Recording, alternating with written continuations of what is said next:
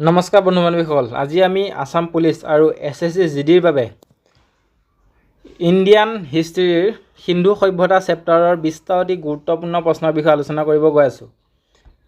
গতিকে অলপো দেৰি নকৰাকৈ বলক ভিডিঅ'টো আৰম্ভ কৰোঁ। কুৱেশ্যন নাম্বাৰ 1, হৰপ্পা কোন নদীৰ পাৰত অৱস্থিত? ইয়াৰ ৰাইট অপশ্যনটো হৈ যাব অপশ্যন নাম্বাৰ 1, ৰবি নদীৰ পাৰত অৱস্থিত। নেক্সট কুৱেশ্যন নাম্বাৰ 2, হৰপ্পাৰ আৱিষ্কাৰ কোনে কৰিছিল? ইয়াৰ ৰাইট অপশ্যনটো হৈ যাব option number 1, Dayaram Sahni.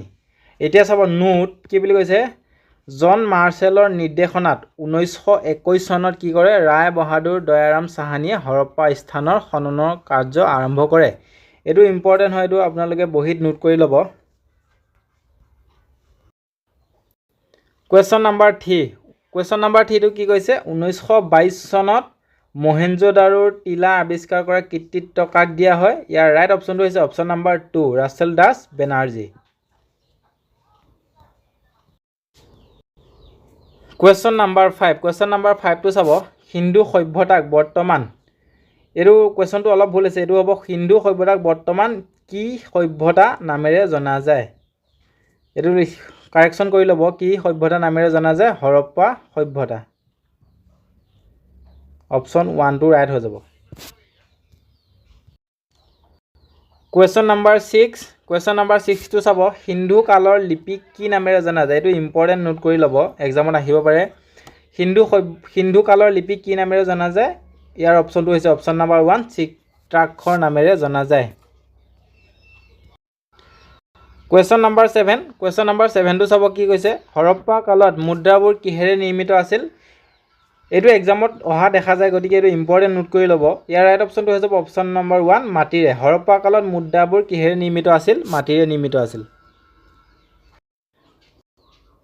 Question number 8টো চাব, হৰপ্পা সভ্যতা মুদ্ৰাৰ আকৃতি কেনেকুৱা আছিল? হৰপ্পা সভ্যতা কালত মুদ্ৰাৰ আকৃতি কেনেকুৱা আছিল? আয়তাকাৰ আছিল।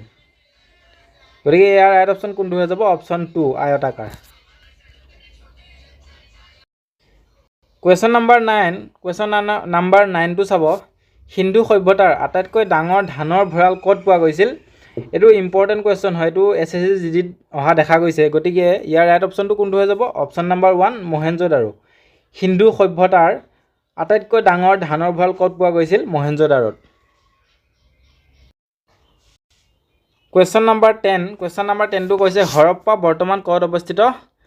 এতিয়া চাব, হৰপ্পা ক'ত অৱস্থিত? হৰপ্পা বৰ্তমান পাকিস্তানত অৱস্থিত। পাকিস্তানৰ মাণ্টো নামৰ জিলাখনত অৱস্থিত। কুৱেশ্যন নাম্বাৰ 11 চাব, সৰ্বপ্ৰথম কপাহ খেতি কৰাৰ কৃতিত্ব কাক দিয়া হৈছে? সৰ্বপ্ৰথম কপাহ খেতি কৰাৰ কৃতিত্ব দিয়া হৈছে হৰপ্পাবাসীক। অপশ্যন 1, ৰাইট এনচাৰ, হৰপ্পাবাসীক। কুৱেশ্যন নাম্বাৰ 12টো চাব, এইটো ইম্পৰ্টেণ্ট নোট কৰি ল'ব। কুৱেশ্যন নাম্বাৰ 12টো ইম্পৰ্টেণ্ট নোট কৰি ল'ব, কি কৈছে, সিন্ধু সভ্যতাৰ কালত বৃহৎ স্নানাগাৰ ক'ত পোৱা গৈছিল? ইয়াৰ ৰাইট অপশ্যনটো হৈ যাব অপশ্যন নাম্বাৰ 1, মহেঞ্জোদাৰো। এইটো SSC জিডি এক্সামত অহা দেখা গৈছে, গতিকে ইয়াক ইম্পৰ্টেণ্ট নোট কৰি ল'ব। আৰু এই স্নানাগাৰটো কোনে আৱিষ্কাৰ কৰিছিল যদি সোধে এক্সামত, কি ক'ব? এই স্নানাগাৰটো জন মাৰ্চেলে আৱিষ্কাৰ কৰিছিল। কুৱেশ্যন নাম্বাৰ 13টো চাব, এটা কবৰত ইটোৱে সিটোক মেৰিয়াই লোৱা দুটা মৃতদেহ প্ৰমাণ ক'ত পোৱা যায়?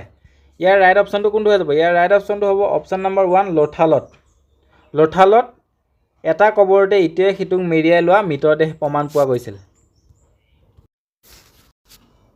কুৱেশ্যন নাম্বাৰ 14, সিন্ধু সভ্যতাৰ প্ৰধান বন্দৰ ক'ত আছিল?